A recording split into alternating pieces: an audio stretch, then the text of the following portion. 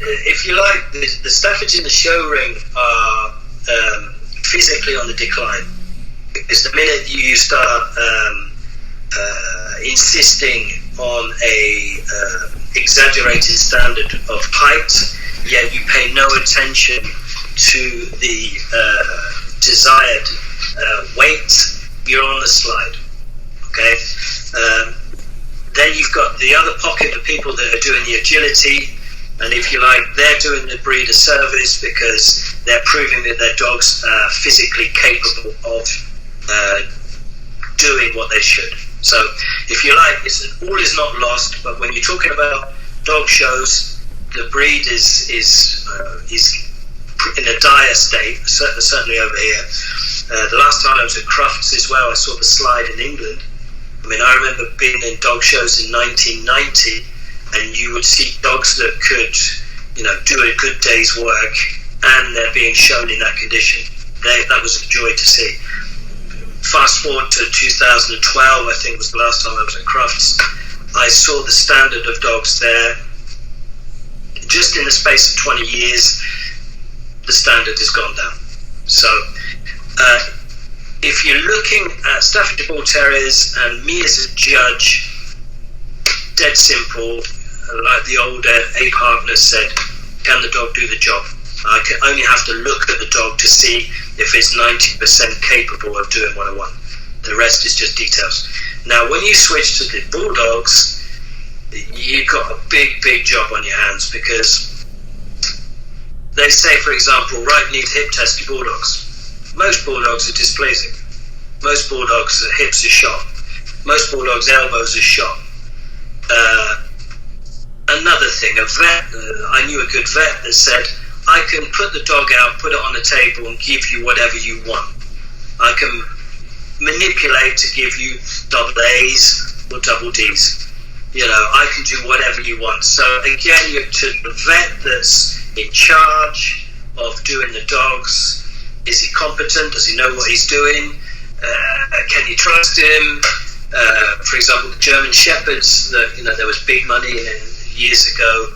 They all went to the same guy to do their readings, and they all come out with double A dogs. But at 2-3 years of age, they're all limping.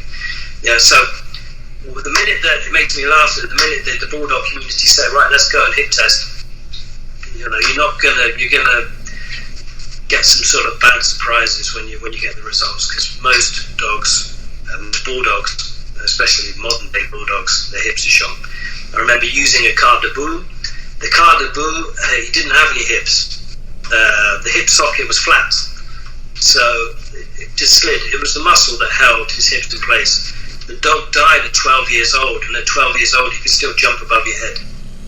You see what I mean? So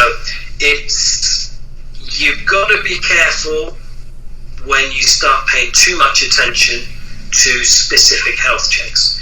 Now, if you've got the Amstaffs with the chemical disorder in the head, okay, that can be tested.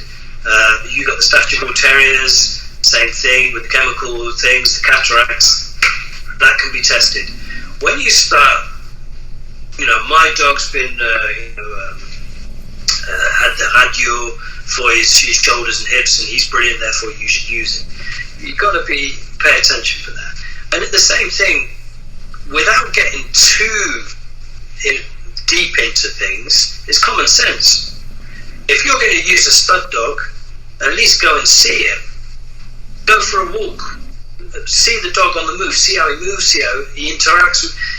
Look and think, without going into his health checks, is that a dog that I want to use? Is that a dog that's got solid nerves? Is that a dog that he wants to fight, or he wants to make my bitch?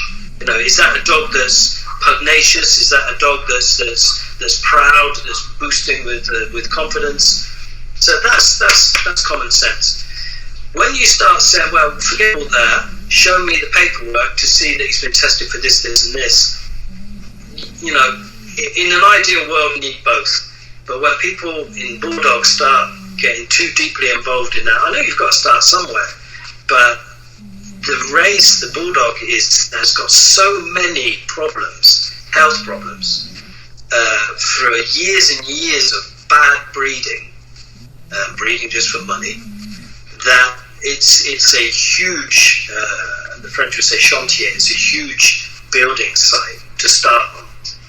So all I would say is back to common sense. If you, and I've done it myself. Steve Barnett said to me, forget the Bulldogs. The Bulldogs are lost cause. He said, forget it. He said, go to an old. Cross, go to an old. Bulldogs, not worth it. And that stuck with me because being a very sort of competitive type, I thought, well, oh yeah, let me show you.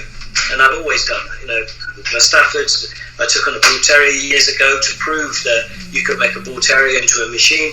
If you say I can't do it, I'll do it just to prove you wrong. So the Bulldogs I took on, it was just common sense. It was, for example, the Bulldogs, I'm not going to leave her on the sofa and walk the Staffords. No, she comes with me with the Staffords. If I take the bike to work, she's coming with me, jogging along with the bike. If I decide the weekend I'm going to put a backpack on, I'm going to hike a mountain, she's coming with me. And little by little, you've got to be a little bit, careful that you don't overdo it, but the dog will follow. And so you don't feed too much, and it's the common sense. And then when you select, if you decide that you want to marry, you select a dog that's not exaggerated, and which is capable physically, mentally, is very switched on. And then you select in the box litter of pups. What do I want? And after a few generations, you've got what you want. Yet there is with Bulldogs, unfortunately, there's a lot of surprises. You can have cleft palates, you can have all sorts of deformities when they're born. You've got, of course, the cesarean sections because I let my bitches took the chance. The vet was on standby, but I wanted to see if she could do it on her own. Most people would never take that risk because they would say, it's $2,500 a pup, right, that's 5 pups, 10 grand, lovely. You see what I mean? So most people don't take that risk. They unzip, they take the pups out, job done. Male, same thing, big fat English Bulldog male. I'm not going to risk he has a heart attack, artificial. So they used to say that the English Bulldog was the only breed of dog that if you left a pair in a field and came back 5 years later, they'd both be dead. You know what I mean? Most Staffords would breed like rabbits. The Bulldogs can't do it. What I did, and I'll put photos out for you, my males used to mate naturally. My females used to whelp naturally. But it's the exception to the rule. And the weird thing is, people that are looking for Bulldogs today want that cartoon, fat type, asthmatic Bulldog. You don't want fit Bulldogs. The people that want fit Bulldogs are the old time breeders, and even now there is a fashion with loads of fancy colours and blue lilac, and so you're completely off the ball. If you want a decent Bulldog that can go on a family walk with you at the weekend, you're really going to have to do your homework. You know what I mean? So when I'm talking about health tests are very good, but that's only part of the equation. You need to sort of weigh up everything and use a lot of common sense. Mm-hmm. I proved with the Bulldogs that I bred, I proved it can be done. And then I moved on, I haven't bred pure English Bulldogs for a while. I've got a little program of olds because that was something that passioned me at the time. Again, they said, yeah, it can't be done. So, me particularly, I went to the last working Bulldog that exists, it's the Caribou. But even in the Caribou, they have used other breeds to keep it going. So you've got Heinz 57, you've got a mixed batch. When you bring in Caribou blood, you're bringing in a bit of everything as well. So it's up to you to do the selection, and it will be after 5 or 6 generations that you would start getting some sort of uniform, But most people don't want to wait that long. Most people are looking for sort of quick money. Yeah. A Bulldog, this is the worst thing that can happen, is you look into a Bulldog's eyes, you see that it's a dog that wants to, there you go, it's a dog that wants to do it, and the body is sort of is handicapped, and that was the worst thing. I remember a guy I once gave a pup to a guy that I knew. His wife was found, and he didn't want to buy his wife a bulldog, and so I gifted them a bulldog, and it was a very smart bulldog. He was small. His name was Boston, and he was small, very sporty, and the guy deliberately kept him overweight. And he used to walk his dog with Staffords, as I used to walk my bulldogs with my Staffords. But you could see the dog was carrying too much weight all the time to keep up with his dogs. You know what I mean? So if you're going to have a bulldog go out on a walk with you, obviously you're not going to walk at 40 degrees in the summer. But if you're going out early morning with your dogs, the dog, don't handicap him by keeping 5 kilos or 6 kilos too much weight on him. Slim him down. Mm-hmm. Don't force the dog to go over his limit. Just it's common sense again. And sadly, the dog passed away in his basket. His heart gave up. Mm-hmm. But his idea of a bulldog was this big fat thing. Okay, well if you're going to keep a big fat thing, don't be walking it 5-6 miles a day. You see what I mean? So you wouldn't, again, it's just common sense, but some people have this idea in their heads that a bulldog should be like that. Okay, well if you want a bulldog like that, get one, but then don't ask me if you can go jogging with it. It's just common sense. People will ring me for an old-time bulldogs and say, yeah, I'm a keen runner. Is it okay if I do 10Ks every morning with my dog? And I'm like, are you stupid, or are you doing that on purpose? There are other breeds of dog for that. Get a fucking Dalmatian, or get a collie or an Australian cattle dog. That'll run with you.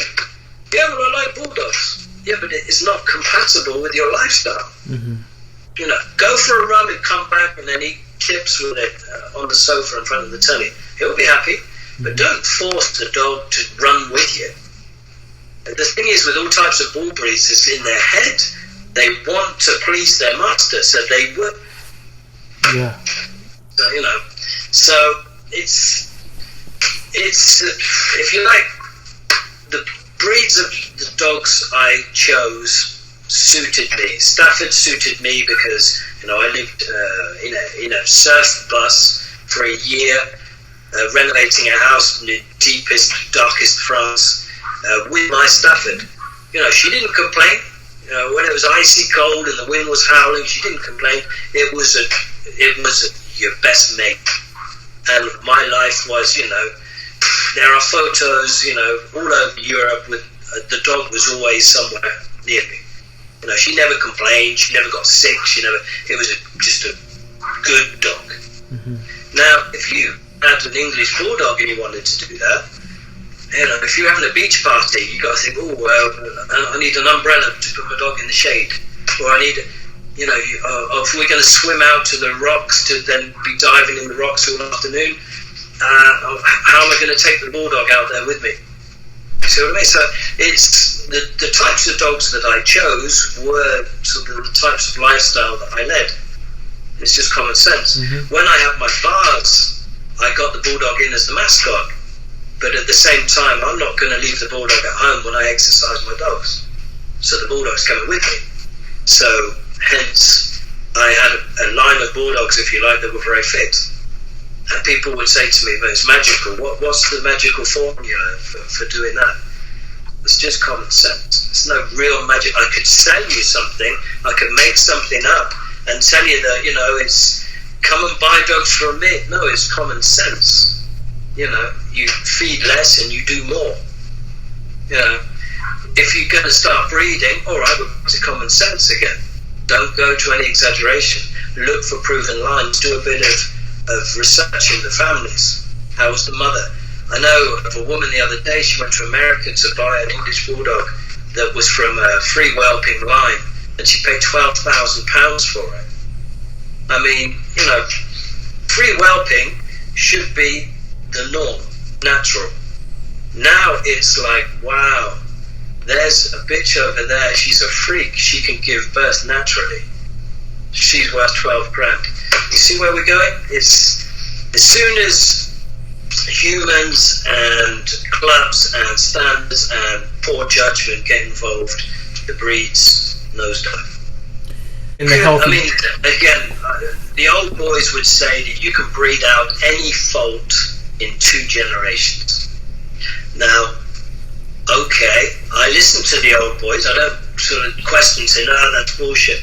I'll listen and I'll say, okay, standards, for example, bad ear carriage, maybe, the pigmentation, angulation. Yeah, okay, I can see where you could correct that with, yeah, okay. English Bulldogs are so far gone, I would say 4 or 5 generations to get where you want to get. Because don't forget, in the old days, they used to cull their pups that weren't up to the standard. Today, people shy away from that. So the culling in the old days, there would be a box of pups, and if the bitch had 8 pups, the guy would say, "Yeah, but I only want 5." So we'd knock 3 on the head. And today we say, "Well, that's just outlandish." I'm going to call PETA or call Crime Watch, and the guy's a scandal. No, in the old days, the grandfathers and all that, they used to do it like that. This one's weak. Mm-hmm. This one, don't want that, don't want this. This is what I'm looking for.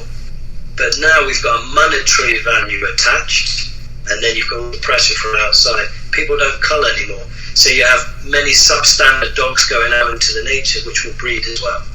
So you can get sort of general quality of a breed drops quickly. So let's say the what are some of the top things that would say for you with an English Bulldog that you would not breed? That's not a breedable dog. I can't do it. If I had an English Bulldog and somebody said, right, I want to breed from this dog, the first thing I would do is take the dog for a walk. Now, as the dog, for example, is it having trouble walking? They force and roll, and is he free moving? I mean, look at the borbor.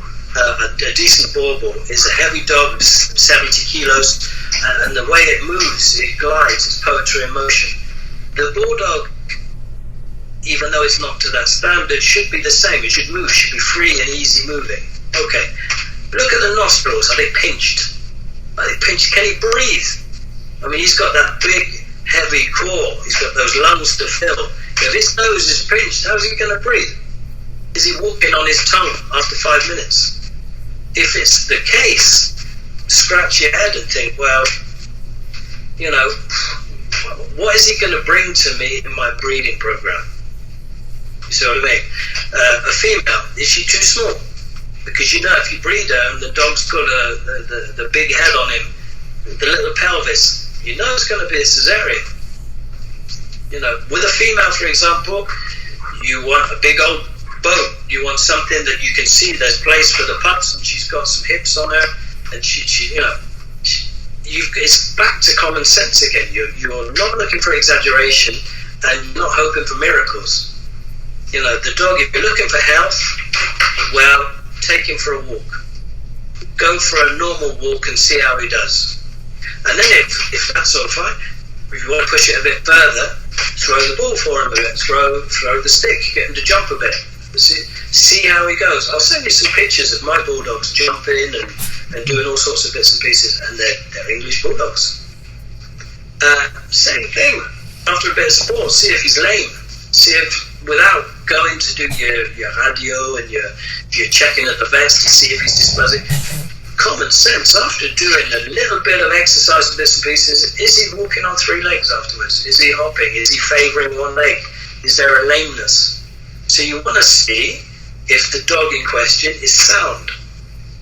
And if the dog is sound, move to the next level. Right, okay, the dog physically, he is sound. Let's do a little bit of homework. What was his parents like? Now, it would be in your favour if you knew a bit of the history of the dogs. Well, the grandfather was very good. The grandfather died at 12 years old. My last Bulldog, he lived outside his whole life. He was even a guard dog of one of the farms I had. He was attached to a big tree, and he would let me know if anything was coming by. The dog at minus 15 or plus 40, he was outside. English Bulldog.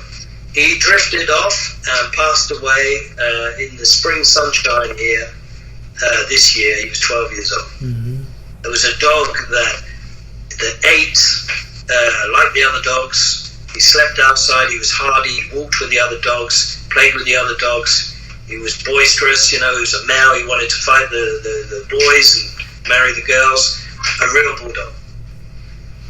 That's the selection. And funnily enough, the people who wanted him at stud were the Old English guys. Yeah. Dusky, the dog, is behind lots of the Old English programs around Europe. Yet hardly anybody with pure English bulldogs wanted him because it was what they considered too extreme. So the English bulldog and the whole thing around health is probably one of the sort of most complicated subjects of the whole sort of dog world. Because, even the Kennel Club the other day changed the standard because they knew they were going into a dead end. They knew that the dog was so far gone, there was just, it was rife with problems. So they actually, without admitting that they'd gone wrong, they changed the standard. You see what I mean? So, if you're going to put a program together, David Levitt in 71, he put the program together for the Levitt. Everybody knows about that. He had the right idea. Okay, he went about it in a certain fashion, and he had the right idea. There haven't really been any sort of bulldog program since him. The American Bulldogs, for example, which is a physical dog, is so vast. I've judged in Germany. I've judged 130 dogs, and you've got everything, and in between, it's very heavy bully types, the Johnson heads, the 100-kilo dogs, down to dogs that look like hounds, and they're all considered American Bulldogs.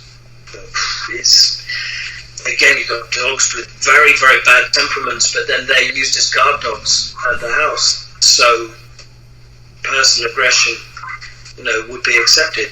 But so the Bulldogs is one of the most challenging things. If you're going to try a program, for example, if you want to breed fitter Bulldogs, it is very challenging, and you really need to sort of do your homework, take your time, a lot of patience, and a lot of common sense. Now, health, you won't go wrong, because health is positive. How can anybody vote against health? How can they see that as a bad thing? Why would you pay for $2,000, $2,500, $3,000, pounds, euros for an English Bulldog, and then you take out an appointment with your vet, because every month you're at the vet's for something, and then your dog dies in front of your kids at 5 years old? Why would you do that? Well, who would want that? So if you say, well, I am championing a cause that a bulldog will be just like any other dog, and it will pass away maybe between 10 and 12 years old, and it can do everything normal people do, what's wrong with that?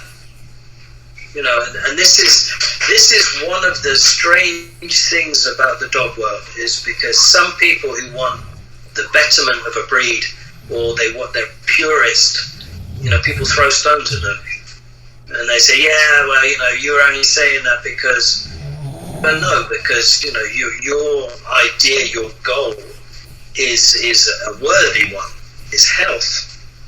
You want the dog to live a quality of life. You don't want the dog just to exist.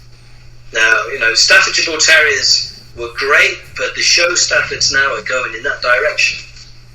I've seen Staffords where the guy puts them in a static, and he can literally go off for a coffee and come back, and the dog is just empty. It's just a void look, and it's just stood there in static and waiting for the judge to look at it. That's not a Staffordshire Bull Terrier. That's a dog that's lobotomized. That's a dog that you've selected over generations to dampen down its the natural sort of clown that it is. And the same thing, English Bulldogs. I went to a show with an English Bulldog of mine. Obviously, I got thrown out immediately. They said, no. The judge said to me, no, that's not how we do things here. Stop the sport and give her more to eat. I said, thank you very much, and au revoir. But it's the same thing. The Bulldog, the health and the well-being of the animal is secondary. Staffords are not there yet. Pit bulls is not even worth talking about, because that is what people should be aspiring to. But why do I like Boer bulls? Boer bulls was the champion of mastiffs. Again, I listened to the article that you sent me the other day. I'm in agreement with the Boer bulls. Now there's a lot of money involved, so people were producing at mass to make money. But when you look back in history, the Bulldog was, and the video I sent you the other day, they still exist. The good ones still exist. You see what I mean? Yeah, no, I agree. I mean, we go back to basics. You think really, before the First, Second World War, they were comparing papers? Not at all. A good dog is a good dog. If you go down to the basics, look at the gypsies. The gypsies have lurchers. A lurcher that doesn't catch a hare to feed the family isn't worth anything. It's not worth feeding. See what I mean? So the selection is there. So if you've got the gypsies with dogs, you know they're good ones because they have to work. A gypsy can't afford to keep a dog that doesn't work, that doesn't pay his way. You know what I mean? They have a famous saying, which is, if a dog doesn't earn its keep, it ain't worth keeping. So, and that's, so I pretty much go back to basics like that. The Staffordshire Bull Terriers that are here with me are dogs that earn their keep and they're worth keeping. They all have something that merits their place here. I haven't got indefinite places, chain spots for miles to put dogs on. I've got small kennels, and each place in his kennels is precious. So a dog really has to merit his place to be here. A stud dog, for me, really has to merit his place as a stud dog, because for me, that's got my stamp of approval. And when he's put across another bitch, I'll even go further. That a stud dog, for me, I want not only is he ticks all the boxes, but he is capable of putting his stamp on any sort of scatterbred bitch. I had one, the famous Charlie Brown dog, that went to an ex-girlfriend. He had the ability, you could put him over a goat and he would produce good Staffordshire Bull Terriers. I mean, this dog had the ability of correcting all the faults. I mean, there are a few kennels today that can thank him for correcting all of the crap in their lines. And it's very rare. I mean, he was one. I've got other dogs that are good. With some bitches, it's not so good. With others, okay.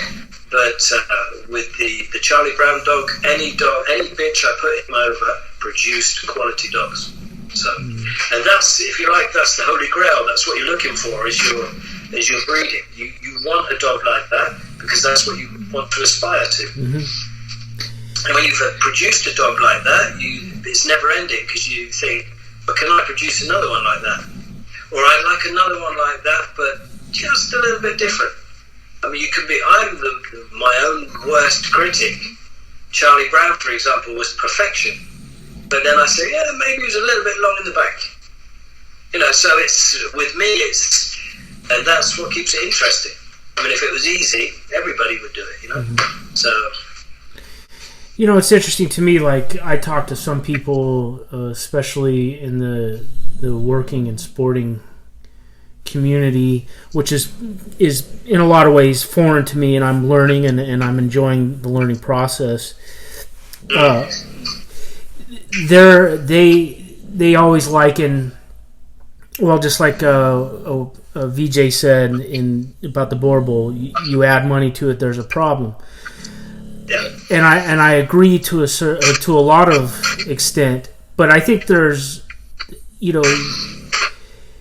a lot of way you can have a program that's legit and make money. You know what I mean?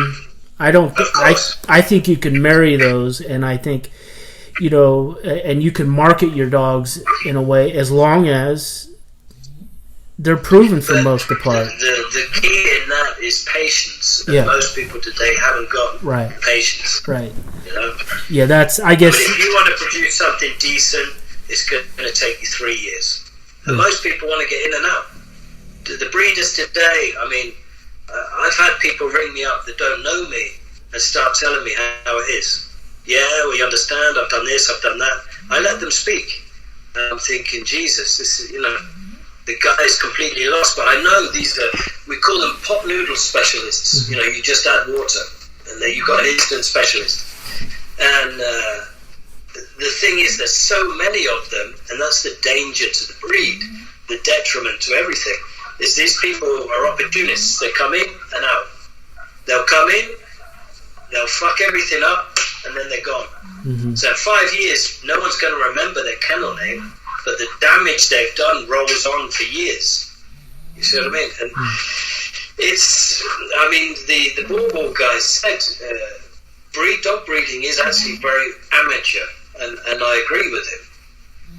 There are a lot of amateurs. There's a lot of what do they call them, alchemists. Only they're not alchemists. They want to be alchemists. They come in and they're, I'm going to produce the next best thing. And when they kind of work out after 3 or 4 litters that it's not as easy as all that, they abandon it and move on to the next breed. And there are so many examples of that here. It's very rare that you'll fall onto a breeder that's stayed in the breed through thick and thin. And 30 years later, he's still there working. It's a rarity, because people will look at him and say, well, haven't you made your money yet? Well, no, you don't understand. I'm not there for making money. I make my money other ways. Mm-hmm. I'm there to do what I want to do, creating and producing, good, honest dogs. But maybe it's a sign of the times, but you quickly learn that you're going to tire quickly if you're fighting against the tide. There is a tidal wave of new breeders and opportunists that are coming into all breeds, and if you're there with your flag and you're saying, no, you've got to stay a realist, purist, you're just going to get sort of overwashed and disillusioned. And how many people I know have thrown the towel in and said, well, no, it's not like it used to be, I'm leaving, and it's a shame. You need, as you said, the goal is to create a small pocket of breeders and elders that work together, all think like-minded, but not carbon copies, but like-minded. Mm-hmm. And your goal is producing good, honest dogs. And when you can do that in all humility, you've won. It's got nothing to do with money or material gain. It's just if you can look back, it's like the photos I sent you. I look back at that with pride. I'm happy. Mm-hmm. It's like an artist that does his tableau and hangs it up and he's proud. I'm the same thing with the dogs. When I see a dog from my breeding walking along, you have a certain pride. You think, man, that's pretty good. And then I go into the analytical and looking at it.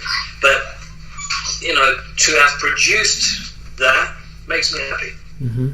I'm not looking for, I'm going to put a big price on it. No, I'm just happy that I've been able to, continue the good work, as I said, of the forefathers.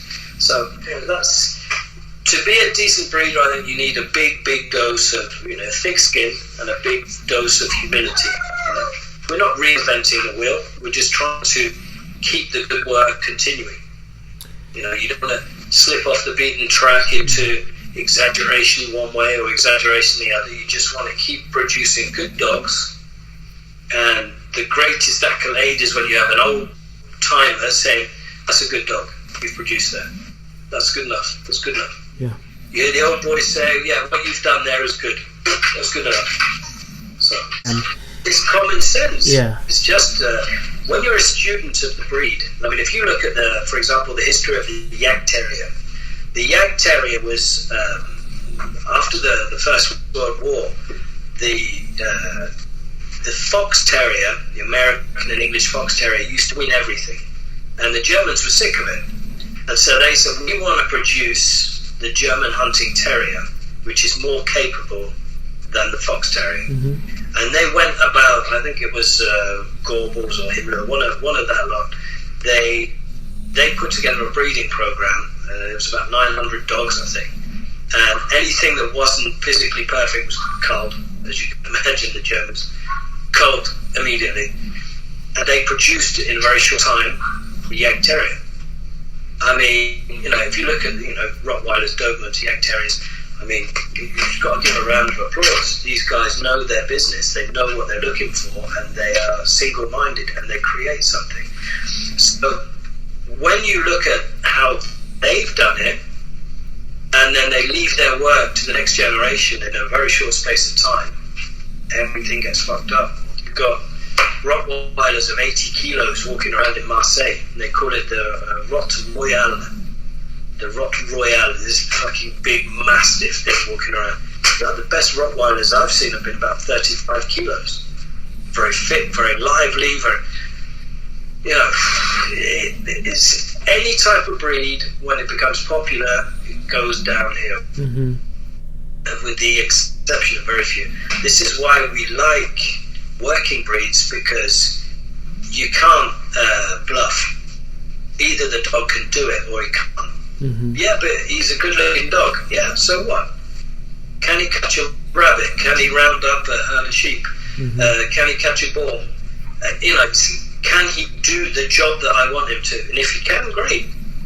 And then, in fact, you go in the other way. If the dog is capable and it's functional and it's great and it's perfect and it ticks all the boxes, and he's good looking, you've got a good dog. But people here want a good looking dog that can maybe do some stuff. No, you're going in the wrong way. You're looking at cosmetic. You're looking, we come back to Miss World. Can she cook? Do a decent fry up. It's the same thing. You want, form follows function. You've got to have a functional dog. This is why hats off to the working breeds. And it's the worst thing of a working breed is when it's accepted by the Kennel Club and the SCC, because it's suddenly going to get popular and the quality is going to drop. So not difficult. I mean, you want to breed fit bulldogs. I've done it. So it's fairly simple. But you quickly come up against public opinion. They don't want that. And that's the thing. Nobody wants their dog to die at 5 years old, yet they all want a dog that looks as though it will die at 5 years old. You see what I mean? There's a girl, Kerry Ann. She was a breeder of bulldogs and of shepherds in England. And she spends all her money on testing the dogs, and she does good work. Now, she recently bought an English bulldog, who is very nice, top breeder. Nice wide nostrils, has a tail, not a corkscrew tail, straight tail, good looking dog, fit and healthy. And she got it for £1,300, I think, instead of £2,500. Why? Because nobody wants dogs like that. Because it doesn't look bulldoggy enough. You see what I mean? So the public opinion. I mean, there was even the other day, the BBC did a documentary on bulldog and health, and they interviewed a Levitt breeder from London. And she breeds good Levitts, nice dogs, nice fit looking dogs. But then they have a meet-up in Hyde Park once a month. And they went to the Bulldog meet-up, and they said to everybody, what do you think about the English Bulldog? And everybody wanted the typical roly-poly, cartoon-type Bulldog. See what I mean? So even though we appreciate it has health problems, people want that. When they think of English Bulldog, they think of that. They don't think of Levitt Bulldog. So the Levitt is an alternative, but it will never replace the classical caricature of the English Bulldog. So somehow you need to keep that Bulldog look, but sort of lessen the exaggeration and sort of increase the health. It's possible. I mean, if you look at the American Bulldogges should look like a Bulldog. Should have a Bulldog head, a Johnson-type head, but with a fit body. Now, at the time, you had Johnson, who liked making money and writing his own pedigrees and making big, heavy dogs. But you can't tell me that, in the heat of, the deep south, Mississippi, Alabama and all that, a big 100-kilo dog can work all day. Not possible. So there was Scott and Painter, who were pit bull breeders as well, that crossed, obviously. But then they've gone too far, and you've got dogs with muzzles like that. That's not a Bulldog. Yeah, it is a Bulldog. All right, okay, in the big sense of the term, it's a Bulldog. But for me, an American Bulldog must look like a Bulldog. Yeah. You see what I mean? No. So, I can see where the public opinion comes from, but at the same time, you've got to, if you want a fit dog, you have to educate people.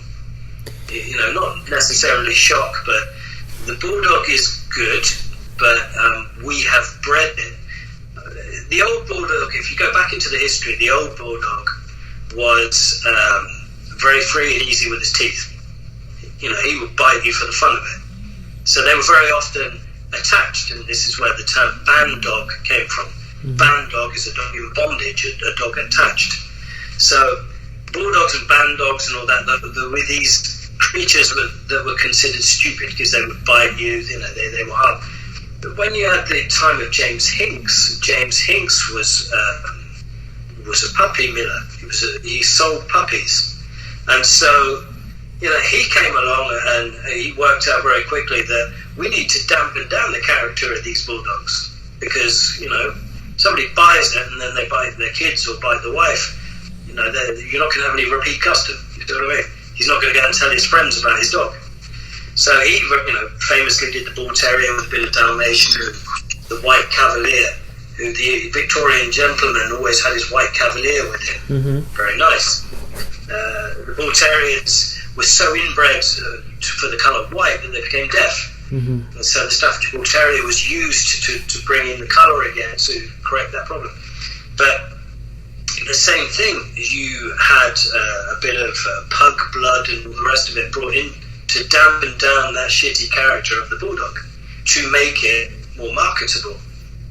And so the small Bulldogs were called toy Bulldogs, and they were sold to Paris, where the gentry of the time, they later became French Bulldogs. It was these small sort of Bulldogs. But the old Bulldog, and you can, when you start crossing back to get an old Bulldog, you wake up that character. I've seen some old Bulldogs that are very easy with their teeth. So people don't realise that. You have to do your history and your research to see, why did we handicap the Bulldog that was originally functional to the caricature we have today? Why did we do that? Well, half the reason was because we were dampening down the character and making a funny looking dog that you could sell. Okay? So you're not paying any attention to the health and the function, you just want a dog that can sell. So that's very cute, and there's nothing cuter than a puppy Bulldog. Everybody's going to crack, everybody's going to bite. And now we're going to say, well, they're handicapped dogs. What we want to do now is get back to the health. So you have to be very careful when you're crossing back, because you're going to wake up that shitty character again. And the last thing you want is the Bulldog to start eating your kids. So this is it's complex, it's rich, it's interesting, it's fascinating, and it's a worthy cause. It's to create a fitter Bulldog, pure English Bulldog, can be done. It's easy. With a couple of select breeders, you could have a line. Within a couple of years, you could be breeding good, honest, fit and healthy Bulldogs.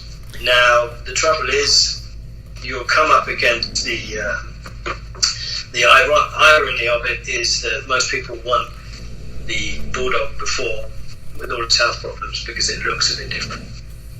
You see, so it's probably one of the only breeds where there's this sort of contrast, this problem. It's like a big contradiction. Mm-hmm. You know, you want health, but then you want it to look like it's unhealthy. I mean, I got thrown out of the showing. I used to go there just to sort of, you know, provoke them. Right. And it's funny because it's a very, very strange milieu. That when you go there, even the breeders that you know will pretend they don't know you. Yeah. Because you have a fit-looking bulldog. I mean, I remember pulling up in the work van, getting out of the van, the dog jumps out with me, and we start walking to the show. And there was a big show that you have to park about a mile away. And we're crossing people with their bulldogs in cages, little chariots with wheels, wheeling them from the car park in. And I got my hands in my pockets, and the dog is walking off the lead next to me. And we walk in, taking our time, go and get a beer, waiting for our time to get in the ring. And the dog's just chilling, as it should. It's just a normal dog. And these are, you know, pampering and taking the thing to wiping the tears, and wiping their asses. And you think, you know, the dog is a cripple. And the same people you say hello, they pretend they don't know you because they don't want to be associated with you because you've got a real dog. So, but I've seen there is a backlash. There's, I think it's someone in America is doing the dog de Bordeaux. They're doing the fit ones. Good work, very nice. Saw the lady. I know a couple of people that hunt with French bulldogs, hunt rabbits. Do very well. I know a farmer as well near Toulouse, and his French bulldogs, same thing. They whelp naturally in the straw next to the goats and next to the sheep. I mean, hardy farm dogs, French bulldogs. I mean, so there is hope for that breed. It's less damaged, if you like, than the English bulldog.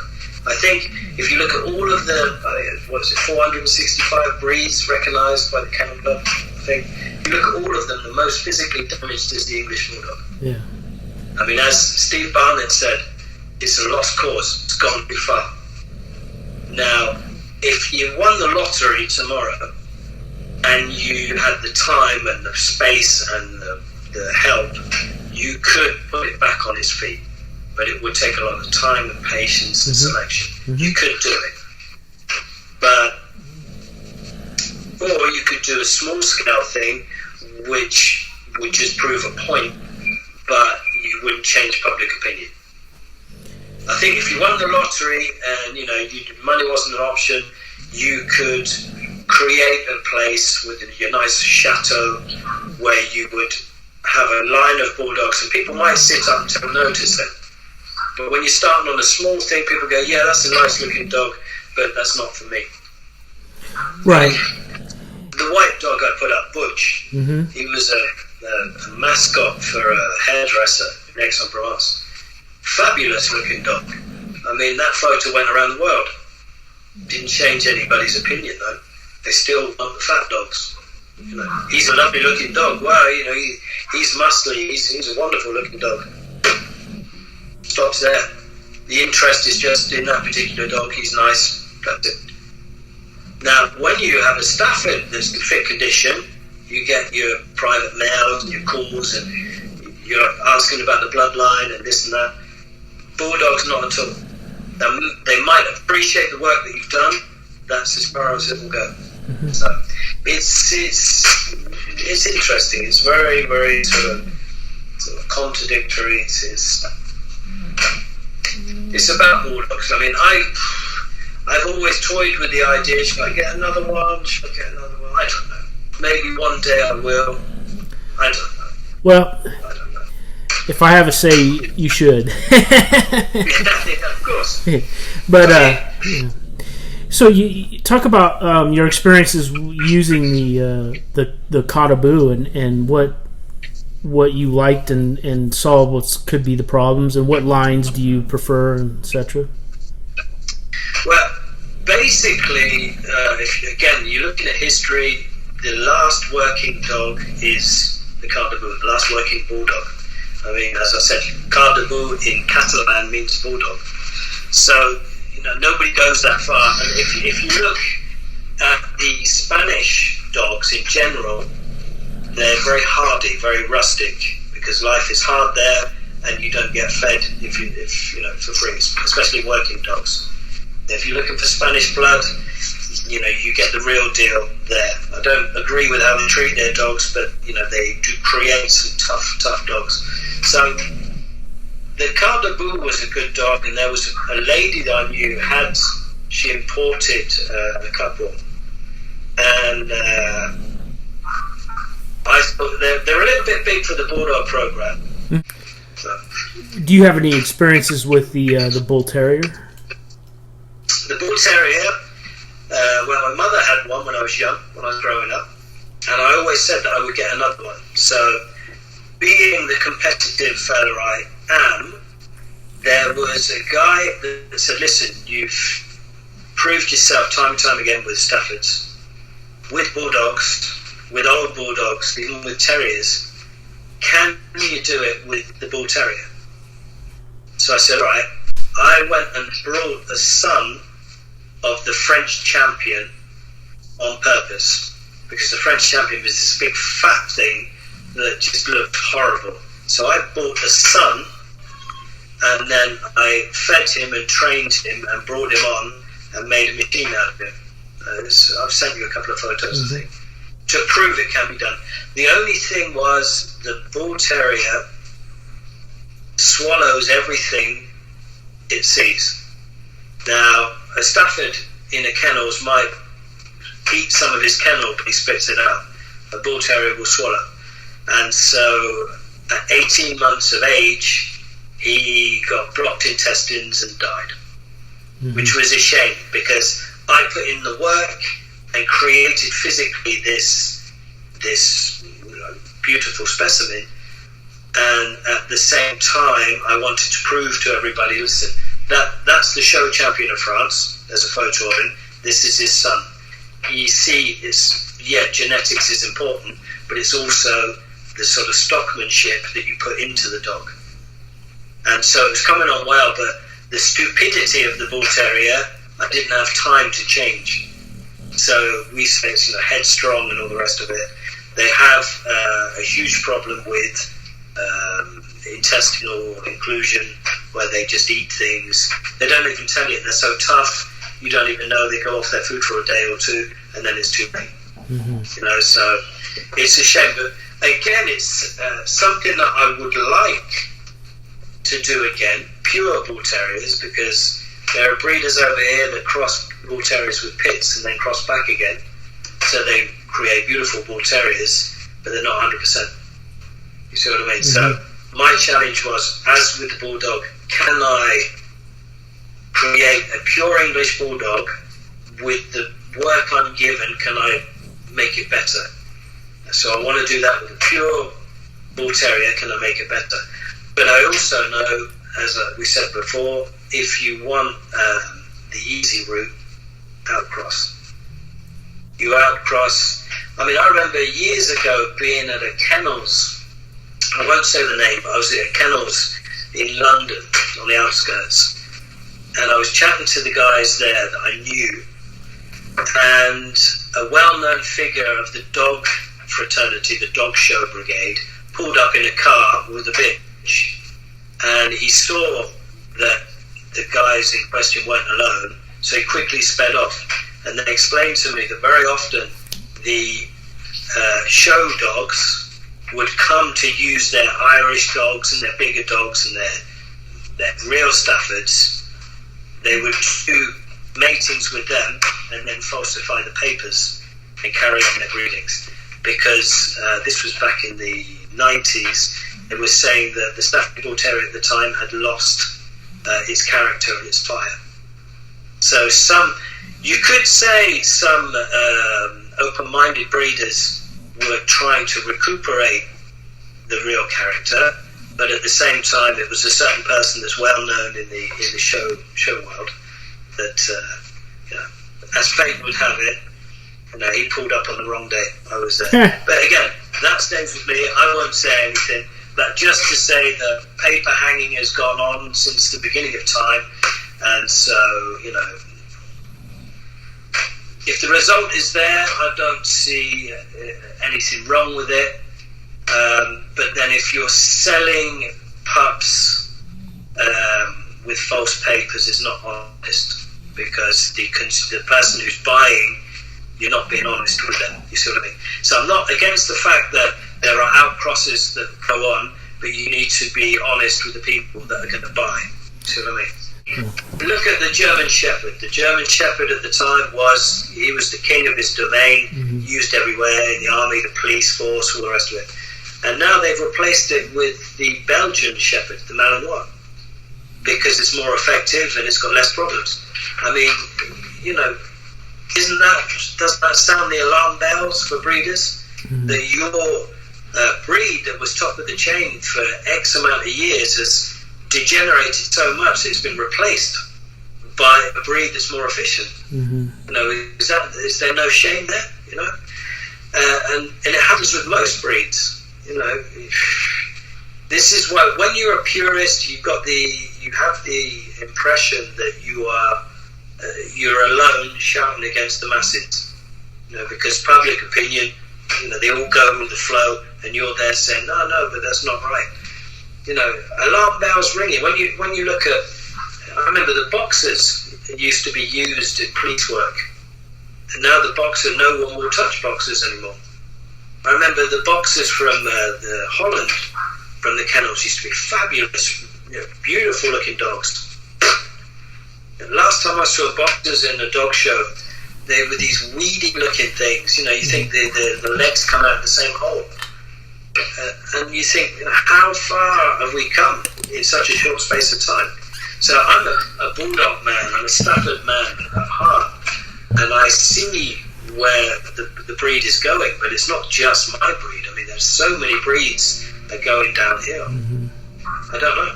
It's I think if you can get enough sort of public awareness that small pockets of people start not necessarily saving the breed, but, you know, working on the health aspects, I think, you know, then you won't go far wrong.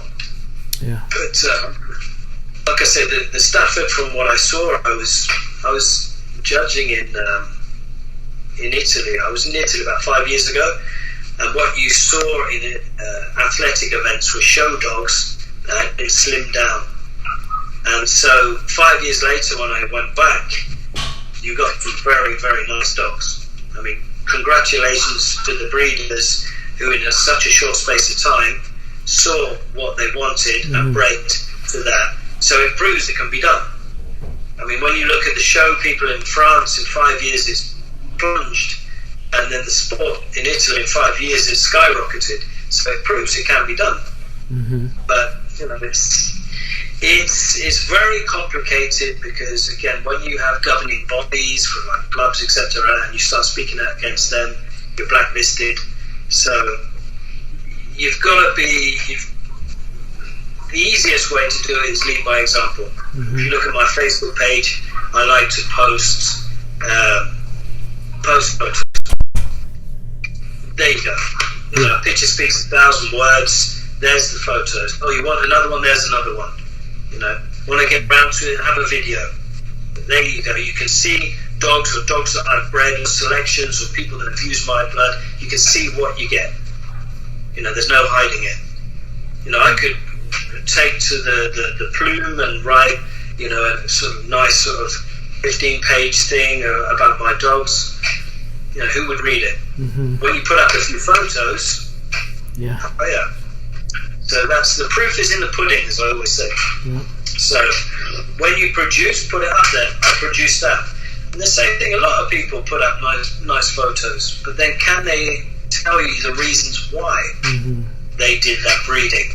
Can you tell the reasons why the parents were selected behind, and why this dog was selected to carry on, why this bitch was, you know, can they give you, you know, paint a picture? Not sales bullshit, but can they really explain to you their reasoning, you know, and where they're going with it? And if they can, this is why it's interesting when you listen to other dog breeds and listen to their points of view.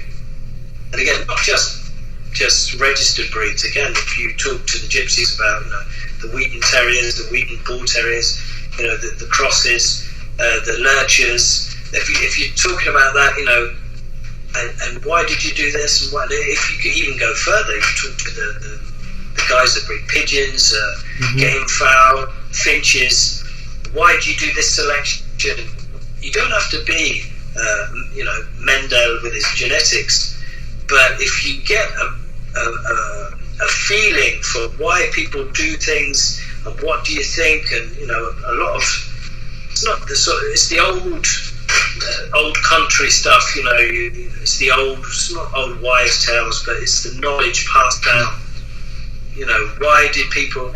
For example, someone once said to me, and I think it was the Goldwyn affix in Staffords, if you mate two dogs together and it produces a cracking litter, so you've got two well-bred, line-bred dogs, you mate together, they produce a cracking litter. The next season, mate them again, and the litter will be superior in quality to the first. Now, I heard that, and I thought, well, bollocks. There's no scientific proof for that, but I'll do it to see. And you know what? It's right. Every time I've done a repeat mating, the quality afterwards is better than the first litter. Wow. And you think, and it was an old boy that told me that. They also told me as well, if you want to put a stamp on a breed something decent, pick the best female and put the father back over her. And that's the quickest way to get where you want to go. Now they banned inbreeding in France. You can't do it. But in the early days, I started doing that. Charlie Brown, you pick the best female, boom, and put the father, Charlie Brown, back over her. How to correct a kennels in 3 easy steps. I mean, and it's knowledge passed down. But there's no scientific reasoning, there's no backing to prove that works, but it does. That father-daughter matings, great. Mother-son, doesn't give anything. Brother-sister, and so I've done it all to see, and you know what, it's right. So, this is why it's very important to, if you're going to breed, just immerse yourself in the subject and, just put your ego to one side and go and ask people that have proved themselves over many years why and how, what do you think, and just, and for many years I had bars and pubs, so of course I'll invite people in for a drink. So, you can build up a wealth of information, but through tried and tested techniques. Because a book will only tell you so much. Right. Talk to the old guy, your old neighbour with his allotment, who used to breed, greyhounds. Talk to him, and he'll explain a few things. And some of it might be true, some of it not. But, if you've got enough of that built behind you, say, okay. The terrier men, I've got a good friend that lives in the Dordogne, not far from me. Wealth of information. You spend the weekend at his place, hospitality top. Your missus will be pissed off because you haven't spoken to her for the weekend. You're just listening to this wealth of information that's coming up.